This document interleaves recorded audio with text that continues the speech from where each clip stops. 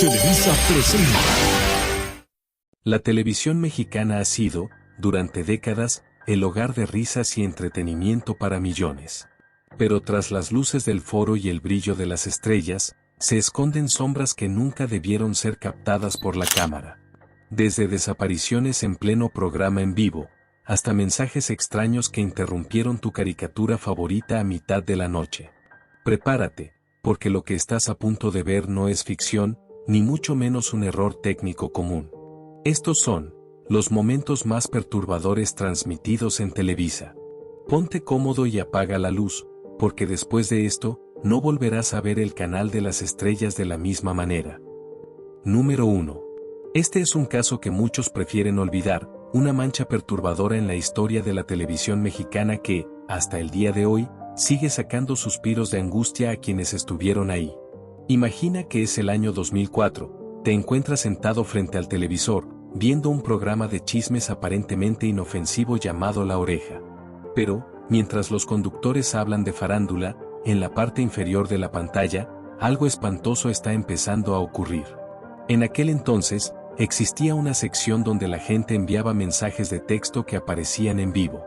Sin embargo, entre julio y septiembre de ese año, los espectadores empezaron a notar algo fuera de este mundo. No eran saludos, ni opiniones, eran frases sin sentido, palabras extrañas que generaban una sensación de ansiedad inmediata. Muchos cuentan que, al leerlos, un frío les recorría la espalda, como si alguien, o algo, estuviera intentando comunicarse desde un lugar muy oscuro a través de la señal de Televisa. El misterio se vuelve más denso cuando intentamos buscar una explicación lógica. Se dice que los técnicos del programa jamás pudieron rastrear el origen de estos textos. Esto, por supuesto, alimentó las teorías más aterradoras. Algunos hablaban de experimentos secretos del gobierno para controlar la mente, y otros, de sectas que utilizaban la televisión abierta para lanzar hechizos o mensajes satánicos a millones de hogares. La falta de respuestas oficiales solo hizo que el pánico creciera como una sombra. Hoy en día, muchos intentan desmentir esta historia diciendo que solo es una leyenda de internet o que los videos que circulan están editados. Pero hay un detalle que no podemos ignorar. Miles de personas juran, con la mano en el corazón, que ellas vieron esos mensajes con sus propios ojos antes de que existieran las redes sociales. Lo que viste en este video es solo una pequeña muestra de lo que puede esconderse detrás de una simple señal de televisión. Entonces yo creo que como que soy el comodín, como que cuando hay que decir algo, pues como que a mí me agarran y bueno, pues soy su comodín, órale. Yo no lo siento, o sea, yo no sé qué pase, pero yo no siento que pase nada ni que haya ningún problema. Al contrario. La tarde de ayer encontramos a Edith González bromeando en el foro de Mundo de Fieras, y ante los rumores de que no soporta a la actriz Gaby Espino, observamos con atención cuando la rubia mujer entró al área de maquillaje. Ninguna de las dos se saludaron. Mientras Gaby hablaba por teléfono, Edith se dedicó a lo suyo. Ambas se sentaron una al lado de la otra, sin voltearse a ver. De hecho, nos encontramos muy poco, o sea, tenemos muy pocas escenas juntas, nos encontramos en maquillaje y ya. No tengo más comentarios al respecto. Perdonen la calidad del video, pero como pueden ver en el campo negro que es donde la gente podía mandar sus mensajes para que aparecieran en vivo en el programa aparecen muchos mensajes extraños sin sentido tales como madurez, invitador feliz rojo, liberal, finanzas, aroma, marioneta, sentir, muerta, encontrar hija, debes venir y por último te encontré. Número 2. Existen fechas que quedan marcadas con sangre en el calendario de la memoria colectiva, y el 23 de noviembre de 2004 es, sin duda, una de las más oscuras para la Ciudad de México. Imagina que son las 6:30 de la tarde en el pueblo de San Juan Ixtayopan, en Tláhuac. Lo que comenzó como un rumor malintencionado de unas mujeres, quienes acusaron a 3 hombres de estar fotografiando niños, se convirtió en cuestión de minutos en una tormenta de odio incontrolable. Aquellos hombres no eran criminales, eran agentes federales, pero para la turba enfurecida, ya habían sido sentenciados a muerte. La violencia que se desató fue simplemente inhumana.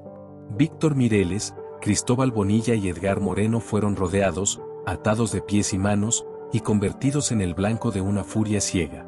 Los puñetazos y patadas pronto subieron de tono cuando aparecieron tubos de metal, piedras y bates de béisbol.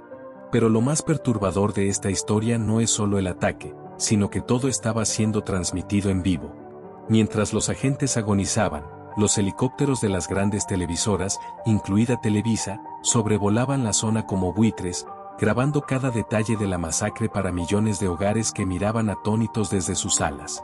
En medio del caos, ocurrió algo que desafía toda ética y lógica. Un reportero, con micrófono en mano, se abrió paso entre la multitud violenta para entrevistar a un Edgar Moreno que ya no parecía humano. Con el rostro desfigurado por la sangre y la mirada perdida en el vacío, el agente intentaba explicar, entre golpe y golpe, que ellos solo estaban investigando una red de narcotráfico. Era una escena surrealista y macabra, un hombre pidiendo clemencia ante una cámara mientras la población lo seguía moliendo a golpes sin que nadie interviniera para detener la barbarie. El destino final de los agentes fue una tragedia que quedó grabada en la retina de toda una generación. Mientras Edgar lograba ser rescatado por un milagro de último segundo, sus dos compañeros no tuvieron la misma suerte. Las cámaras de los noticieros captaron el momento exacto en que los cuerpos inertes de Víctor y Cristóbal eran rociados con gasolina en plena vía pública. Segundos después, las llamas envolvieron lo que quedaba de ellos, transformando la señal de televisión en un espectáculo de horror puro que nadie pudo censurar a tiempo. Al día siguiente, la justicia intentó limpiar las manchas de sangre con una redada masiva que terminó con más de 30 detenidos, pero el daño ya estaba hecho. Lo curioso, y quizá lo más sospechoso, es que a pesar de que Televisa tiene horas de grabación de este evento, esos metrajes han desaparecido casi por completo de sus archivos oficiales. Solo quedan fragmentos borrosos y de mala calidad circulando en los rincones más profundos de Internet, como si alguien quisiera borrar la evidencia de que permitieron que tal brutalidad se volviera un show mediático. Para muchos que en aquel entonces eran apenas unos niños, esas imágenes de hombres ardiendo vivos se quedaron grabadas como un trauma imborrable. Fue el recordatorio más cruel de que, a veces, la justicia de un pueblo enardecido es mucho más aterradora que el crimen mismo. Es un caso que nos hace preguntarnos, ¿quién fue más cruel? ¿La turba que encendió el fuego o la lente que no dejó de grabar mientras la vida de dos seres humanos se extinguía frente a todo un país?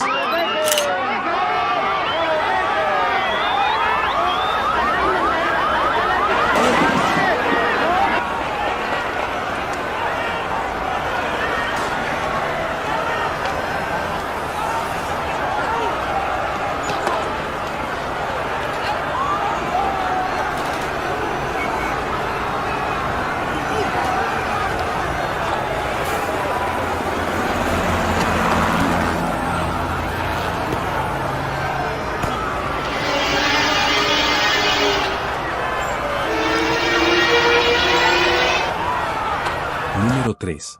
Corre el año 2007. Televisa, la gigante de los medios, decide lanzar un proyecto ambicioso, un bloque de series originales hechas en casa. Todo parecía normal, contenido de acción y comedia para el público mexicano. Pero entre todos esos títulos, había uno que destacaba como una mancha negra en la programación. Una serie que, hasta el día de hoy, muchos prefieren no recordar por la crudeza de sus imágenes, la mítica y perturbadora serie 13 Miedos. El concepto era simple pero efectivo, y por eso mismo, aterrador. Se trataba de una antología de 13 episodios que no buscaba entretenerte, sino hurgar en tus heridas psicológicas. A través de elementos sobrenaturales y un terror psicológico muy pesado, la serie exploraba temores que todos tenemos, pero que preferimos ignorar. No era solo ficción, era un espejo de nuestras peores pesadillas proyectado en televisión nacional a una hora donde la oscuridad ya reina en las casas. Uno de los capítulos que más caló en el alma de los espectadores fue el primero, titulado El intercambio. Aquí conocemos a un hombre que lo pierde todo en un choque de autos, su esposa muere y él queda destrozado. Pero en el hospital, entre el olor a medicina y la penumbra, se le aparece un extraño sujeto vestido de negro. Este ser le ofrece un trato imposible, traer de vuelta a los muertos. El hombre, ciego por el dolor, acepta sin saber que el precio sería mucho más alto de lo que cualquier ser humano podría soportar. Al despertar, el hombre cree que todo ha vuelto a la normalidad, pero la realidad lo golpea con una crueldad infinita. Al llegar a su hogar, descubre que su esposa está viva, sí, pero sus hijos han desaparecido. Sus vidas fueron el pago. Esta retorcida lección sobre el miedo a la soledad y las consecuencias de nuestros deseos dejó a miles de personas con un nudo en la garganta, dándose cuenta de que, a veces, es mejor dejar que los muertos descansen en paz. Pero si creías que eso era lo peor, el episodio número 8, llamado Ojo por Ojo, llevó el horror a un nivel gráfico nunca antes visto en la televisión abierta. La historia de Natalia, una joven secuestrada por un hombre obsesionado y sus cómplices, termina de la forma más violenta posible. El agresor, en un acto de pura maldad, le quita la vida enterrándole unas tijeras en los ojos. Es una escena que quedó grabada a fuego en la mente de quienes la vieron, no solo por la sangre, sino por la injusticia y la desesperación que transmitía. Lo que hace a 13 Miedos algo verdaderamente especial y macabro es que no se detiene ahí. Explora el miedo a la oscuridad, al destino y a los cambios que no podemos controlar. Logró que cualquier persona se sintiera identificada, recordándonos que el terror no siempre viene de monstruos bajo la cama, sino de situaciones que podrían pasarnos a cualquiera de nosotros. Es, sin duda alguna, una de las producciones más oscuras que han cruzado la señal de la televisión, y que aún hoy, sigue provocando escalofríos a quienes se atreven a buscar sus capítulos en el olvido de Internet. ¿La quieres? ¿Quieres? Creo que ya te estás dando una idea. No lo entiendo. Por última vez, quieres la oportunidad de corregir tu error. El error que mató a 2 personas inocentes. Sí. Bien. Número 4. Si algo ha definido a la televisora de los Azcárraga durante décadas, es su capacidad para crear dramas que paralizan a todo un país. Nombres como Cuna de Lobos, la trilogía de las Marías o el fenómeno de Rebelde son parte del ADN de la cultura popular. Pero hay un detalle oscuro, una fijación retorcida que los guionistas han mantenido oculta a plena vista, el destino final de las villanas. No se conforman con verlas en prisión, necesitan que su final sea una auténtica pesadilla, algo que sobrepase los límites de la imaginación y roce lo puramente perturbador. Imagina, por un momento, el caso de Raquela en la telenovela Velo de novia. Esta mujer, cegada por el odio, intentó quemar viva a la protagonista, pero el destino le tenía preparado algo mucho peor. No solo terminó con el rostro completamente desfigurado por las llamas, sino que, mientras agonizaba en un hospital, fue atacada con un mazo hasta que sus piernas quedaron destrozadas. En un intento desesperado por escapar, el suelo se rompió bajo sus pies, cayendo en un nido de ratas hambrientas que comenzaron a devorar su carne mientras ella aún respiraba. Un final que parece sacado de la mente más enferma. Pero Raquela no fue la única. En la producción Amores Verdaderos, la villana Kendra Ferretti experimentó un terror que pocos podrían soportar. Tras recibir un disparo y ser perseguida como un animal, decidió buscar refugio en la oscuridad de una cueva. Lo que ella no sabía era que ese lugar ya tenía dueños, una manada de lobos salvajes. Las cámaras no dudaron en mostrar lo inevitable, el ataque fue despiadado, dejando su cadáver mutilado y bañado en sangre en una de las escenas más explícitas que se hayan visto jamás en horario familiar. Y, por supuesto, no podemos olvidar el caso de Rubí, la mujer que utilizaba su belleza como un arma mortal. Para muchos, ella era el ejemplo de la ambición pura, pero su caída fue literal y metafórica. Al caer desde lo alto de una escalera de caracol, la mujer más bella de la televisión perdió aquello que más amaba. Su rostro quedó arruinado para siempre y perdió una de sus piernas. Quedó viva, sí, pero convertida en un fantasma de lo que alguna vez fue, atrapada en una existencia de amargura y soledad. La lista es larga y escalofriante. Villanas que han sido enterradas vivas, otras a las que les han cortado la lengua en silencio, o incluso aquellas que murieron bajo el ataque de miles de abejas. Parece haber una obsesión en Televisa por castigar la maldad de las formas más gráficas posibles.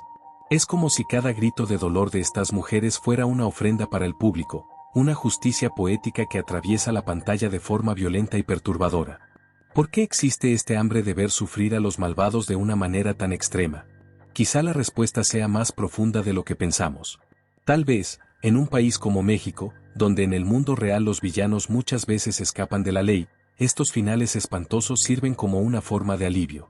Una catarsis colectiva donde, al menos en la ficción, el mal siempre termina pagando el precio más alto y sangriento posible. Número 5. El 15 de marzo de 2019, el mundo entero se estremeció cuando un extremista entró en 2 mezquitas de Nueva Zelanda y, con una frialdad que no parece humana, comenzó a disparar contra personas inocentes. Lo más retorcido de este caso fue que el atacante portaba una cámara GoPro en su casco, transmitiendo cada segundo de la masacre en vivo por Facebook, convirtiendo un acto de terrorismo real en una especie de videojuego macabro que millones de personas pudieron ver en tiempo real antes de que fuera bajado de la red. Sin embargo, el verdadero escándalo ocurrió horas después en la televisión mexicana. Durante el noticiero estelar de Televisa, conducido por Denise Maerker, se tomó la decisión de proyectar estas mismas grabaciones frente a toda la audiencia nacional. Lo que dejó a los televidentes en un estado de shock absoluto fue que, a diferencia de otros medios internacionales que protegieron la sensibilidad del público, aquí la barbarie se mostró en todo su esplendor. Se dice que la televisora no se molestó en censurar los momentos más crudos, permitiendo que la violencia más pura entrara sin filtros a los hogares de las familias mexicanas. Poco después de la emisión, ocurrió un fenómeno digital que muchos entusiastas del misterio conocen bien. Mientras plataformas como YouTube, Twitter y Facebook iniciaban una cacería implacable para borrar cualquier rastro del video del asesino, el fragmento de la transmisión de Televisa también comenzó a desaparecer misteriosamente. Hoy en día, este material es considerado una pieza de los media, un registro prohibido que la empresa parece haber escondido bajo la alfombra para evitar repercusiones legales o críticas por su falta de ética periodística en aquella noche de terror. Hasta el día de hoy, nadie ha dado una explicación clara de por qué se permitió que imágenes tan perturbadoras cruzaran la señal abierta sin la más mínima edición. Como ha sucedido en tantas otras ocasiones, la televisora optó por el silencio, borrando las evidencias y esperando que el tiempo hiciera olvidar a la audiencia lo que sus ojos presenciaron. Es un recordatorio de que, a veces, la búsqueda de impacto en las noticias puede cruzar una línea de la que no hay retorno. Número 6. En 1993, Televisa lanzó al aire un proyecto que, en papel, parecía elegante y cultural, Televiteatros. La idea era llevar grandes obras literarias a la pantalla chica en episodios de 1 hora, contando con leyendas de la actuación como Ernesto Alonso o Edith González. Sin embargo, algo no encajaba. Quienes sintonizaban el canal de las estrellas en aquella época, aseguran que el programa emanaba una energía sumamente extraña e incómoda, una atmósfera lúgubre que recordaba a las pesadillas filmadas por Guillermo del Toro en la hora marcada. El misterio se vuelve más denso al notar que la mayoría de estos episodios han desaparecido de la faz de la Tierra. Son considerados auténticos lost media, ya que la empresa parece no tener interés en que vuelvan a ver la luz. Pero de entre todas esas grabaciones perdidas, hay una que ha obsesionado a los internautas por décadas. Un episodio titulado La Santa, que narra la historia de Teresa, una joven devota que descubre que sus manos tienen el poder de sanar a los enfermos usando solo barro y agua. Lo que empieza como un milagro, pronto se transforma en una pesadilla de codicia. La madre de Teresa, al ver el don de su hija, decide convertir la fe en un negocio sucio, llenando la casa de gente desesperada que busca un milagro a cualquier costo. La estética del episodio era de por sí oscura, pero nada preparó a los televidentes para el final. La multitud, cegada por el fanatismo, comienza a empujar y a amontonarse sobre la joven en un frenesí aterrador que termina de la peor manera imaginable. El cierre del episodio es lo que quedó grabado a fuego en la mente de quienes lo vieron. Según los testimonios, la cámara no se alejó, sino que mostró de forma gráfica y explícita el cadáver de Teresa tras ser aplastada por la muchedumbre. La imagen de lo que alguna vez fue una santa, reducida a un montón de carne y sangre en el suelo, fue tan impactante que muchos espectadores no pudieron volver a encender el televisor en semanas. Hoy, la santa es un mito prohibido, un fragmento de horror oculto en los archivos de Televisa que, quizás, nunca volveremos a presenciar. Bueno amigos, eso ha sido todo por el video del día de hoy. Si te gustó no olvides dejar un pulgar arriba y comentar qué fue lo que más te gustó.